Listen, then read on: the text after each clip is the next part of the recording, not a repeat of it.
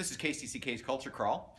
I'm Dennis Green, and if you're listening on the radio right now, you can hear just a little bit of difference in our sound. That's because we're doing a Culture Crawl on the road today at the Opus Concert Cafe with Orchestra, Iowa in downtown Cedar Rapids. And of course, if you're watching the video, you can see we have a very different look. Tim Hankovich, Maestro of Orchestra, Iowa, is here with me. Thanks as always for coming by, although a little less of a commute for you today. Exactly.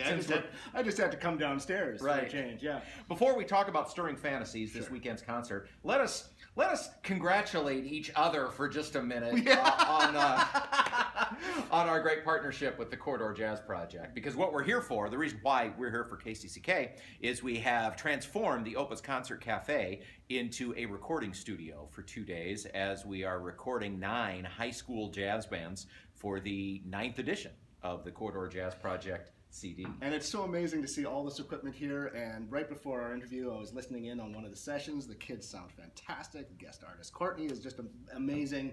I'm so thrilled that this partnership is working like this, and it also is for a great cause because, as we'll get into later on, it's really important to fuse the arts, the professional arts, with the next generation of musicians to inspire them to take the mantle and go on.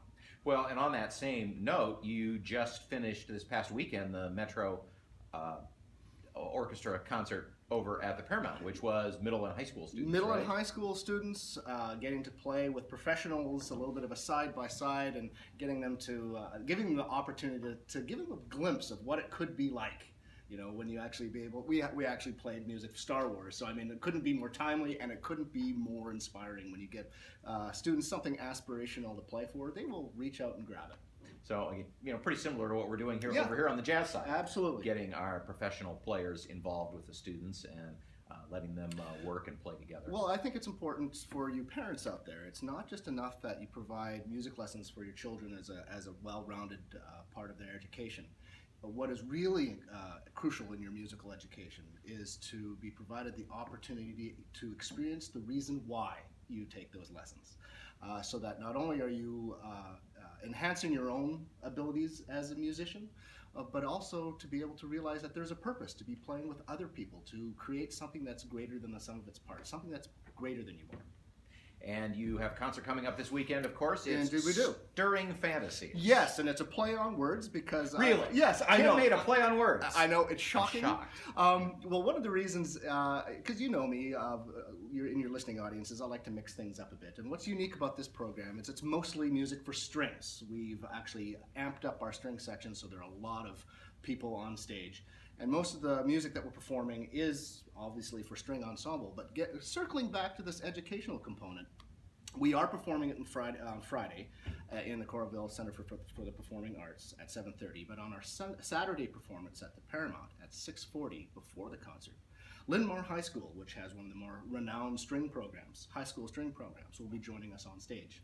And they'll be doing a mini concert at 6:40 to 7 o'clock before our concert actually begins at 7:30. Now, the reason for this is some of the repertoire that we're playing is music that these kids have studied. And again, it's to fill in this crucial component of not only just taking music lessons, but also seeing what happens if you aspire for something greater. What is the purpose of the music that you're studying as a high school student?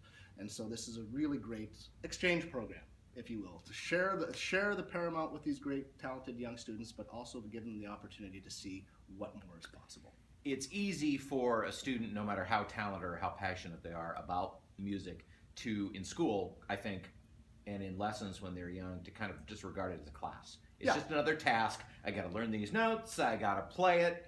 And I think what I'm hearing you say is that what we're really trying to accomplish here is, yes, it is playing the notes on the page to the best of your ability, but it's in a much larger context. But it's the transcendent experience of playing music. Right. That we're going for. That's what keeps you doing it out of past school. And what we're both trying to accomplish here is that what I've seen time and time again is a lot of high school students learn an instrument, and then when they graduate from high school, they never play that instrument again. And sometimes they don't even go to a concert until they're in their 30s or 40s.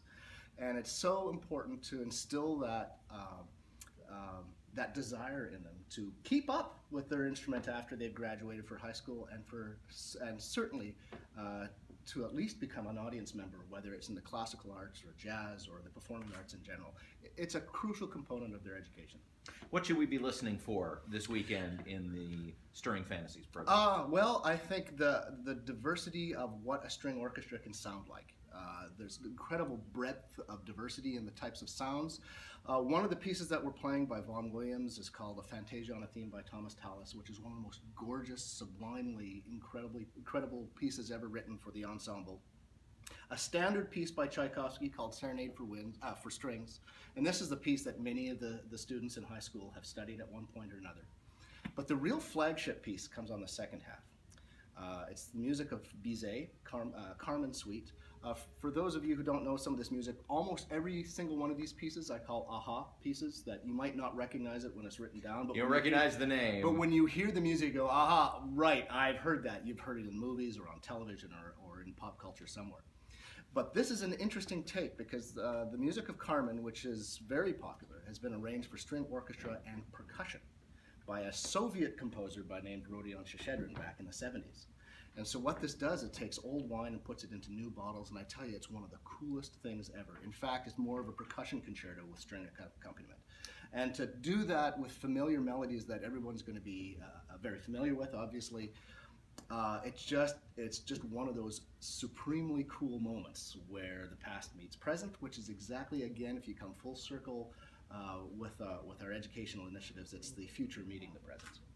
The concert is Stirring Fantasies. It's this weekend. A little bit of a flip. Yes. With your Cedar Rapids and Iowa City. Usually Iowa City's the second night. Usually but this year, this time you're in Coralville on Friday. Right. Normally we do a Sunday matinee in Iowa City, but this weekend it'll be Friday evening at 7:30 at the Coralville Center for the Performing Arts, and then we reprise the performance at the Paramount in Cedar Rapids on Saturday at 6:40. So you can hear some of these great students from Linn-Mar High School play as well.